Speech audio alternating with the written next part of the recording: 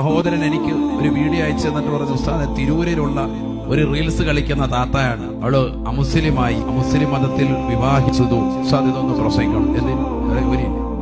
ഓരോരുത്തരും അവരവരുടെ മതത്തിൽ ഇഷ്ടമുള്ളെടുത്തിട്ട് പൊയ്ക്കോട്ടെ. ലാ ഇക്റാഹ ഫിദ്ദീൻ. ഇസ്ലാമിൽ ഇവിടെ ആരെയും നിർബന്ധപൂർവ്വം പരിശുദ്ധമാക്കപ്പെട്ട ഇസ്ലാമിൽ നിർത്താൻ വേണ്ടി പരിശ്രമിക്കുന്നില്ല. ഞാൻ ആ പെണ്ണിന്റെ പേര് പറയുന്നില്ല. എന്തിനാണ് മുസ്ലിമായിട്ട് മറ്റൊരു മതത്തിലേക്ക് ചേക്കേറുന്നത്? എന്തെങ്കിലും കണ്ടിട്ടായിരിക്കും ഭൗതികമാകുന്ന ലാഭങ്ങൾ. പോകട്ടെ, ഒന്നോ രണ്ടോ പേരോ പരിശുദ്ധമായി ഇസ്ലാമിൽ നിന്ന് പോകുന്നെന്ന് പറഞ്ഞ് എക്സ് മുസ്ലിം ആയതുകൊണ്ട് എന്താണ് ഇസ്ലാമിന് വല്ല തകർച്ചയുണ്ടോ?